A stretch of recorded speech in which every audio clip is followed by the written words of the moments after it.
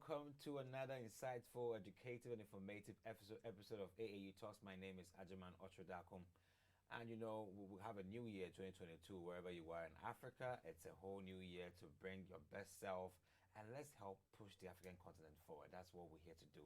And on AAU Talks, where we discuss topical and policies concerning higher education issues, you must believe and bet that we have the best for you when it comes to matters that relates to higher education and nothing else. And we bring you a special one on research and education networks. You heard about that, right? The national research education networks and then the continental one. Basically, these education networks are institutions who are supposed to support higher education institutions with internet service. And they are there with special arrangements, provide other amazing services like capacity building, a whole lot. And today, my guest with me in the studio will be bringing you all of these services that are provided by the research education networks that we don't know, and the stakeholders, that's higher education institutions, who have to take advantage. So we'll do a lot of discussions here for you to understand what the RENs do and what the NRENs are about, the National Research Education Network. So don't go anywhere, just stay with us a short while. We'll come back. I'll let you know who our guest is, and also we zoom right to discussion. Stay with us.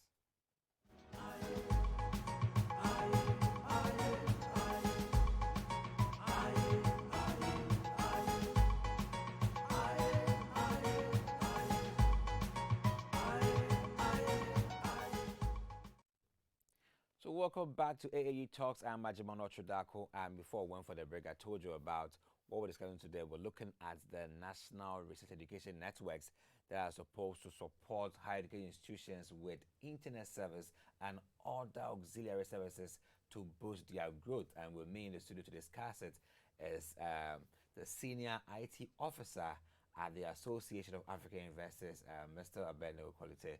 So Abednego, welcome to AAU Talks.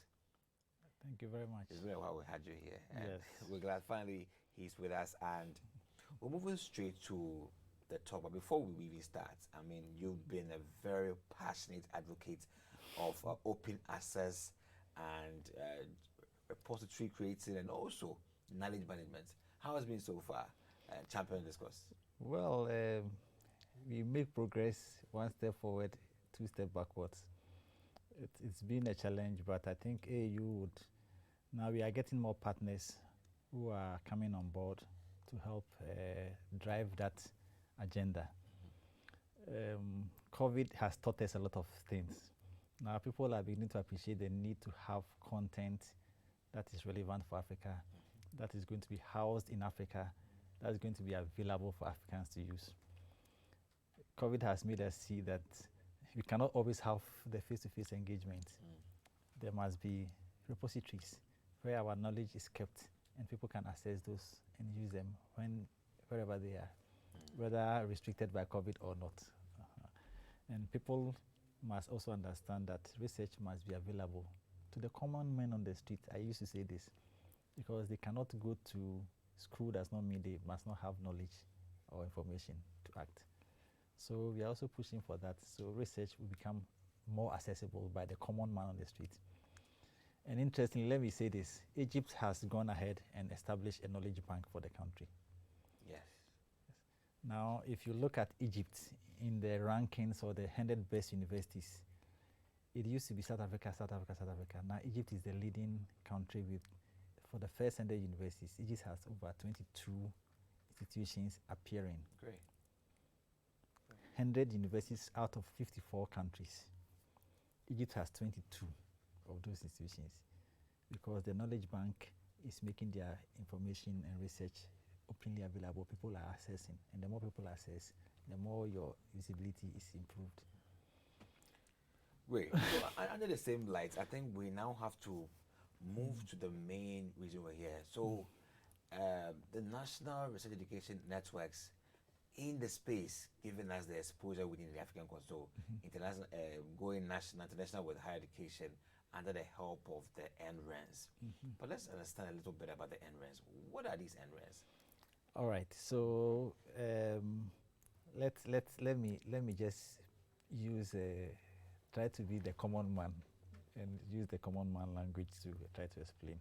Basically, what they are supposed to do is to provide platforms that would enhance or support the teaching and research done at the university levels by way of providing infrastructure, by way of providing platforms, by way of providing services.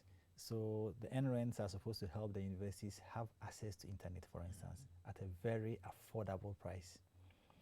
Not just the provision of the internet. If an institution like, let's say, Legon is big, but a university that does not have the capacity of Legon wants to set up an IT unit and they cannot have the financial strength to do that, they can rely on their National Research and Education Network to host a virtual machine for them or to set up a software or a platform for them, like a students management platform, so that the institution will just sit down and connect to the NREN and use the software. So it's not just the connection or the internet, but there are other added services to enhance the work of the institutions that are in education and in research. So that is what the NREN is supposed to do. Great, great. Well, you know, I'm a little bit curious about the evolution of these research and education networks. How has it been a decade ago? What was the experience like? Did we have these RENs and NRENs in operation? It's actually in the European and developed countries, it's been in existence for a longer time. In Africa, I think the Northern African countries, the Arab zone, had joined the Middle East compatriots. So they had what we call the ASREN, Arab States Research and Education Network. Great. And then what was left was the Sub-Saharan African, West, Central, East, and Southern Africa. AAU got involved at a point and actually pushed for the formation of such bodies to replicate what was already happening in the developed countries, and that was getting a lot of benefits to the higher education institutions and research institutions in those countries. Okay. So in 2005, I think, AAU came up with, worked together to set up what is now known as the UbuntuNet Alliance. UbuntuNet Alliance is for Eastern and Southern Africa countries. Great. It's a regional, that's what we call a regional REN, All right. Regional Research and Education Network. So what happens is that the country level, we have the National Research Education Network. They feed into the regional RENs.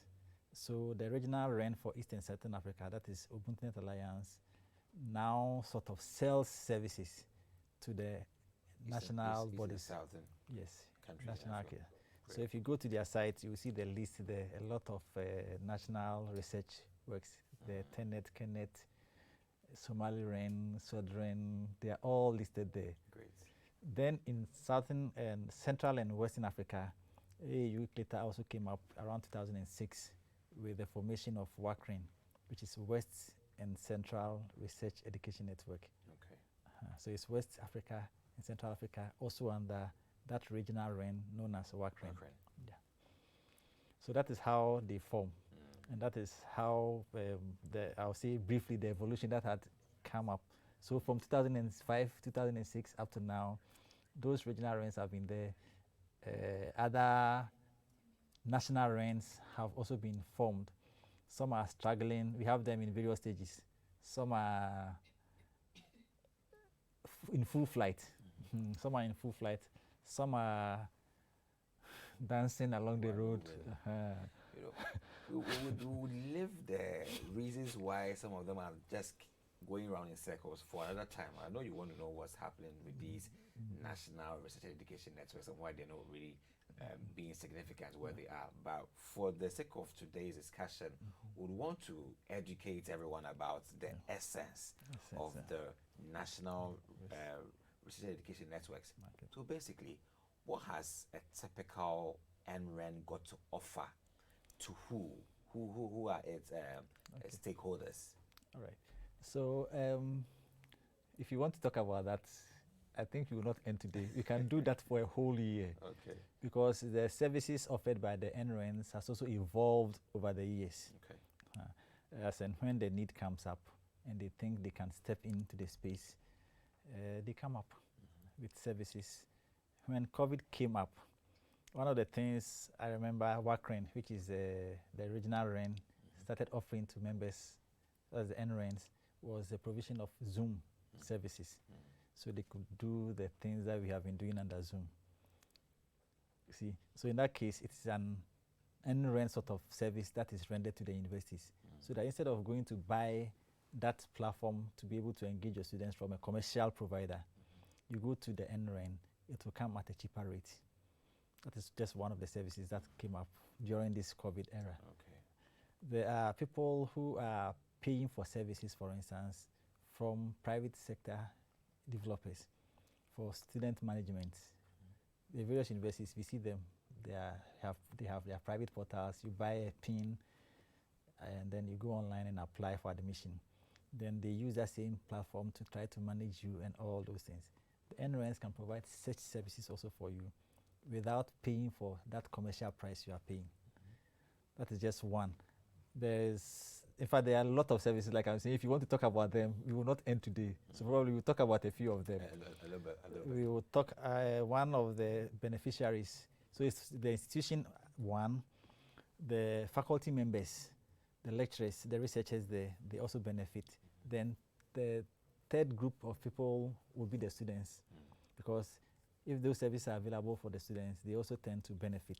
And I'll talk about one example, what we call the educational roaming, EduRoam, where the NRENs will provide you the service.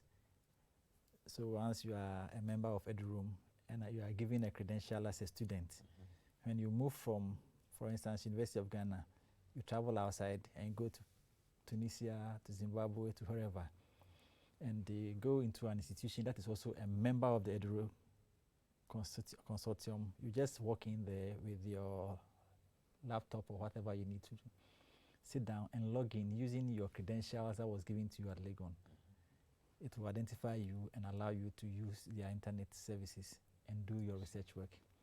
So as an example, in Ghana, if I am living here in Accra and I attend school in UDS, for instance, when I come back home, if UDS is a member of the consortium, Legon is, and I come back home from Tamale and I'm on vacation and I'm in Accra, I can just walk to Legon and continue with my research without needing to buy data from a commercial service provider. I see.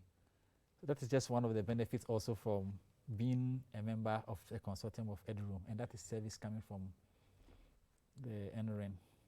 You know, I would want us to just go through all of the services, but I want to ask, on what basis? Because I mean, in West Africa, we find that the service provided by WACREN basically, and also the various NRENs are not really felt. We see a lull in provision of service because of some reasons beyond us. But what has been the subscription in this wise? Is it demand pull or demand push? How has it been like in this play? Actually, I think one challenge has been with the knowledge about the services. The university management, higher institution management, either are unaware, uninterested, or they are just ignorant. Or I don't want to use the word ignorant, they are just not interested in supporting it. So if they are not supporting, the other alternate is to have it being a demand pool sort of system, which case the members within the community, the faculty, the lecturers, the researchers, the students, would have to now request, if they are aware of the services, they will have to now request those services from their management. So I think one reason is the low level of awareness about such services that is existing for there. That is one of the reasons why I think it's also, so it should be a demand pool, yes, like you said, it should be a demand pool. It should be a demand pool. Let's look at the issue of, say, university in Africa, and then they want to expand their IT departments. Okay. What can the NREN do in this case to support them? Okay. The NREN, I said earlier on, they provide services as one of the things they do. So they, I would say, consultancy services. They can give guidance on what needs to be done. They do that also as a service that they provide for their members. And remember, it's a subscription service. Okay. So it's not forced on anybody. The institution will have to determine whether they want to subscribe to that service or not. Some institutions feel that if they go by the commercial entities, they are better off. I agree somehow, because probably their REN has not come to the level where their commercial entities are able to provide that type of service they may need. But you see, we have to start off at a point and recognize that we build our own institutions by our supporting it. Yeah. If everybody comes and says, so you are scrolling, so let me go to the commercial, and we all leave, at the end of the day, we all go back to the commercial and become more expensive. The idea, one of them, is to reduce costs in accessing these services. So if we tend to ignore the services from the REN and go in for the commercial ones, the RENs will not grow. And it may seem expensive also. Why would it be like that?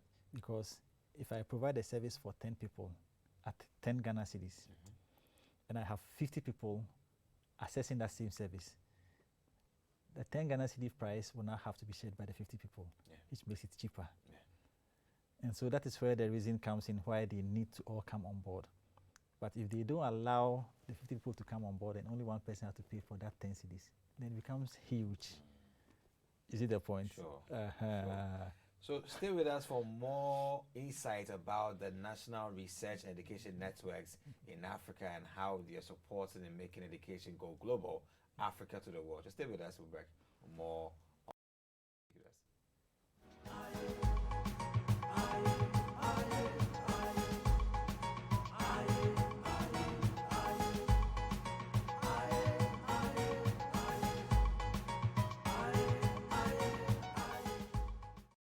So welcome back to the AAU Talks. We're bringing you a special episode on how we can go global, how education institutions in Africa go global with the help of the National Research Education Networks. And with me in the studio is Mr. Abednego Corletey, Senior IT Officer at the AAU. Before we went for the break, we were talking about the various services. I mean, there are lots of them: cloud computing, software development, and a whole plethora of services that the RENs can offer. But let's look at the role of AAU in this case. AAU has played a fulcrum of work of this RENs over a decade. Till today. Are we still holding the mantle? Yeah, we are. We are, and I would explain why. You see, the National Research and Education Network has basically two components.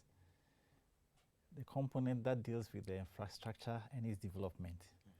Then the component that deals with the human component. You know, AAU, one of the things we are supposed to do is to bring our membership together, help them to collaborate in research works, make their research more internationalized, because they can now work with other people from outside their home country or their home institution. And that is done through these RENs, because of the service that we have just already explained being provided by the RENs.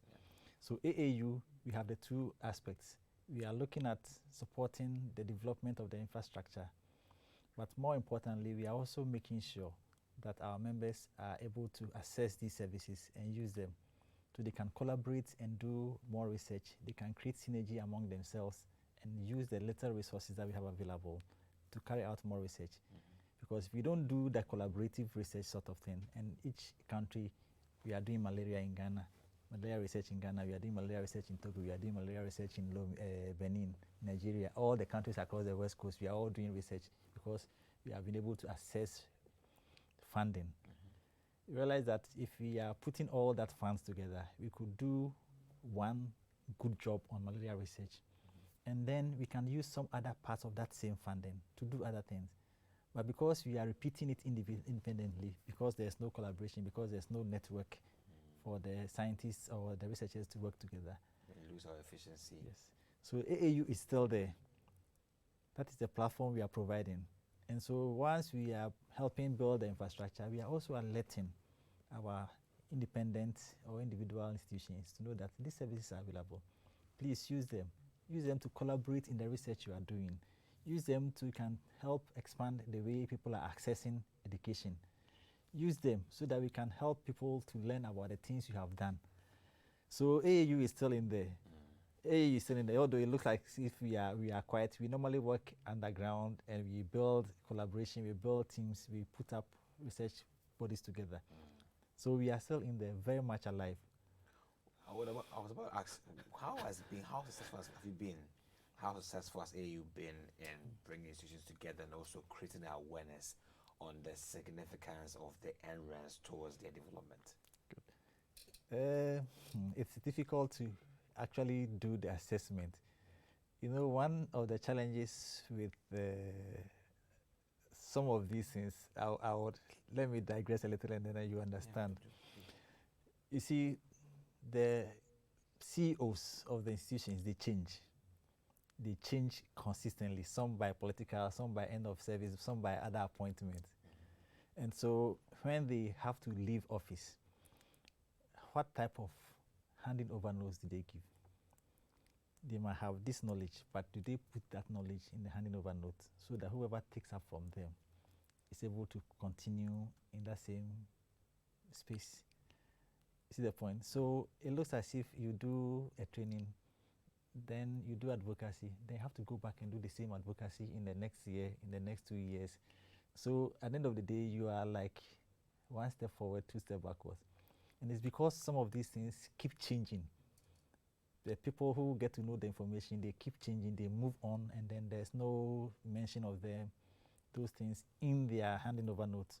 So you then have to go to the new vice chancellor or new whoever. You have to now go talk to the person, try to convince the person. It takes time.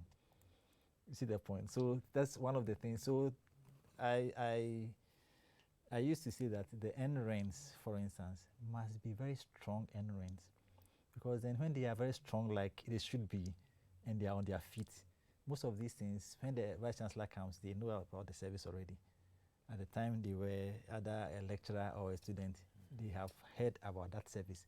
So by the time they are in office and they are leading the institution, they already know about the service. And so if nobody even refers to them, they know, this service is there, why don't we go and look for it?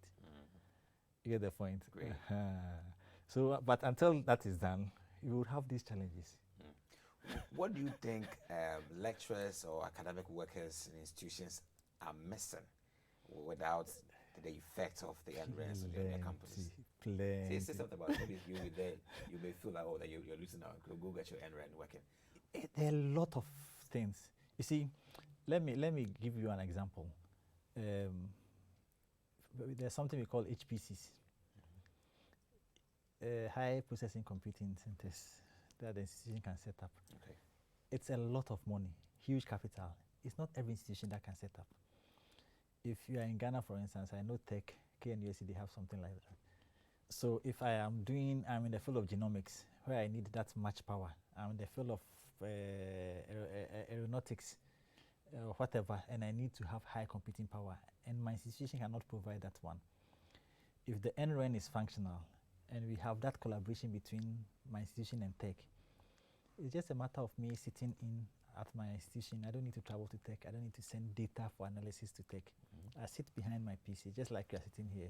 I'll connect to the Tech HPC, and I will do my work.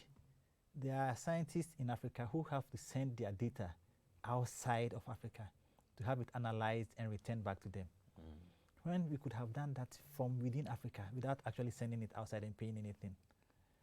You get the point? That is one. Access to internet, which is a burden for a lot of people. I'm working at Legon. I stay close to TEMA, Royal Maritime Academy. I get my point. Why is it that I cannot move from here and go home and sit by their campus and do some work? Do I need to go home and pay for data? It doesn't work. They provide a lot of other services. So even as members of the faculty, through that regional or research and education network, you can get to know of other researchers who are in your field on the continent. Oh, Charlie, I'm doing research in neurophysiology of mosquitoes. Can we collaborate? Because I've seen that I have written a lot of papers. Can we work together? Now they are going to work together through the association brought about by this collaboration from the NRENs. They are able to connect to each other. They are able to share data, work together as if they are sitting just like we are sitting across, without thinking about the cost of internet, because it's already been provided, without thinking about what facility to use to do the lab, because one of them, according to the two of them, one might have an institution that has a well-resourced laboratory. So you are working with that partner without actually going in to pay extra money to go and do any other thing. So the little research funding that I have, plus that one from the other person, we can put together and come up with better results. So in that space, the faculty members would have a lot to benefit if they get to know the service and they push for those services. I was going to list a lot of them, but like I said, if you want to talk about some of them, we will talk about it the whole day. Absolutely. But there are a lot of personal benefits that they get to know. They get to have access to some of these resources without that is not within their institution. They can get to know where they are, they can get to use them, which is good for them. You don't need to send your data out of Africa. Sometimes even within your own country, you don't even know that the next institution just close to you have it. Yeah. But then when you are part of the NREN and the NREN is able to put together all the services, they're able to know, oh, okay, so we can, even if our two institutions cannot support us in this area, we can go to the NREN and they will give it to us at a cheaper rate. And if you are subscribing to the service of the NREN, you might even have it for free. This is the point. No, let's also look at another one other group of people on the value chain, which is students. What also do students start to gain from the NRENs? Because we've seen academic staff, now students.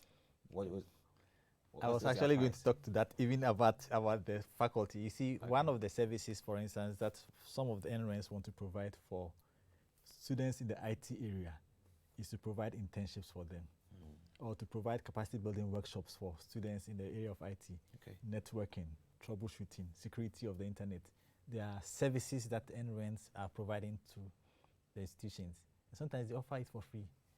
So you say, all the IT guys in your institution, please, we want to offer a training for you on how to secure your internet, security for your equipment, security for your platforms.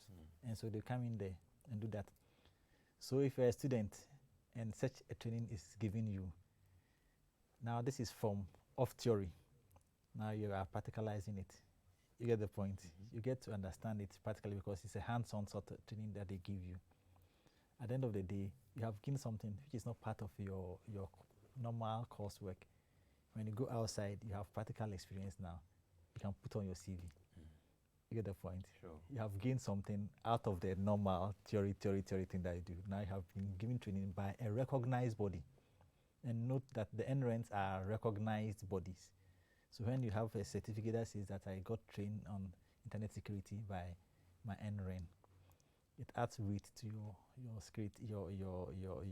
certificate. And so when you put an application there, you are way ahead. That's just one example. You get the point. Some of them might even offer internships to people who are willing to go and work with them over their vacation. So you gain more experience about what is really happening in the field. And I tell you, if you go to one of the meetings for the National Research Education Networks, when you go to the AFNOG meetings, then you begin to appreciate the internet space. A lot of students don't even know what happens in that space. Interesting. They don't know anything. But when you go there once, then you begin to appreciate, oh, okay, so these are the players, major players in this space. This is what they do. So the students also tend to benefit. I spoke about the Edu Room. Students also benefit in that aspect as well. I use them as an example that as a student, when you move from UDS and you come home in Accra, and you are a student who is carrying out a project work, you don't need to buy data. If Legon was also part of the consortium of Edu Room, you just pick your bag in the morning, take a car to Legon campus, sit down and do all the research that you need to do, get it online, and go home and continue your work. You are not buying data. That's by virtue of being in an institution who subscribes to Edu Roaming. You get the point. So the students also are benefiting in that aspect as well. That sums the discussion is to say that if you are a institution in Africa and then you are actually dealing with a private telecommunication provider for internet, it's inappropriate because it's supposed to be an NREN supporting you and providing you with the internet and other services. Yes. Great. At an affordable price. Affordable price as well. So I think that you now know in your country, in your region, if you are not experiencing the aid of the National Research and Education Networks, then you have to stand up and then speak out. Where are your NRENs? We'll be talking about where they are, where some of them are, and how they are doing. And you appreciate how some NRENs are doing so much well. But today, we'll thank you so much for giving us the surface insight on what these NRENs are and what we stand to gain as stakeholders for that. But do you want to give a wrap-up message for the subsequent episode that will be coming about the NRENs, going deeper into the matter? Okay. So what I'll basically say is that, one, we would need to market the services and benefits of an NREN to the human component. I get to the point. If you build up the infrastructure and there's nobody using the infrastructure, then it's a waste of resources. But what we want is that the infrastructure will be used to enhance the way things are done. We want to improve on the way things are done within our research and education community. And take note, the name says research and education community. So we must also carry along the research institutions. In Ghana, we have the CSIR. And under CSIR, I think we have 14 bodies or so: the soil research, the crops research, building and road, forest research, a lot of other bodies under CSIR. They do a lot of research also, and they also pay a lot of money. They need a lot of resources.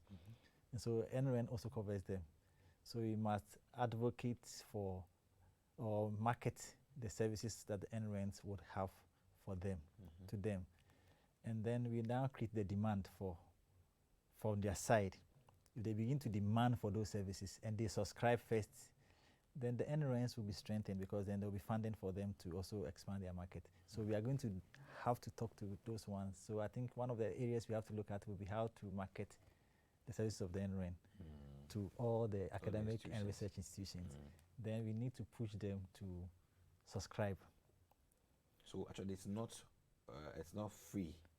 It's yes, subscription based. You have to pay. But the payment is much more flexible. Far. I think we can do some calculations and then you know what is someone says that, but these are national research education networks that are championed by, let's say, it's for the continent. So why are they not free? Okay, so or there are some subsidies given somewhere. All right. So I told you earlier on that the NRENs must operate independently as entities on their own. Commercial. Not semi-commercial. Let me use semi-commercial, because they are not out to make a lot of profit. That's the point. They are not out to make a lot of profit, but they have running costs that they must pay for. The European Union helped Africa by bringing the undersea cable, the main internet connection, through the seabed to Africa. They bring it to the country's doorstep. In the country, what we call the last mile connections, the country will have to be holding on to that cost. So that's about 15-20% of the cost of bringing the internet right from Europe to here. So those costs will have to come. You see, so from the seashore to whichever institution, UDS or wherever, there's costs involved in extending the service to them. That service that NREN is going to provide, you have to pay for. But it's not too expensive if you compare it to what the commercial owners will give you. And I tend to try to use, I want to use that, but we are looking at getting service for AAU. If you look at the commercial, you do that discussion in the background, the commercial rates and what a semi-NREN or semi-service provider under the NREN arrangement is trying to give us. You would see the difference. The disparity is so clear. It's like a quarter of the service, but the pay is 100% here. And this person is giving the 100% service, and the price is a quarter. It's so clear. So appropriately, it's very prudent for every institution in Africa to deal with an NREN. At least if it is if it's educational institution. If it's educational institution, it's the best option. It's very sad when these are made for you and you don't patronize them. I mean, they are not aware. So how would they patronize a service that they are not aware of? That is one.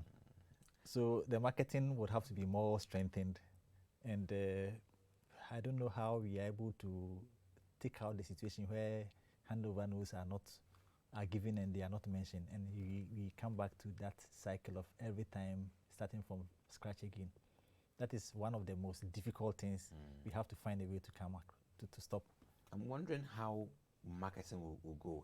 What plan, what strategy do you have to really roll out effective marketing for the NRENs? Okay, so what one of the things we are going to do for this year is one of these. We are doing this now. Yeah, sure. We will do a lot of them. More programs. We would want to have AETV support us with a lot of adverts also. We want to have the site activated again. It's active. It's active there. We want to have a lot of write-ups to talk about the services of the NRENs. We will do that all the time. Then we also want to find ways of making sure that every time there is an AAU activity, we would talk about it. Great.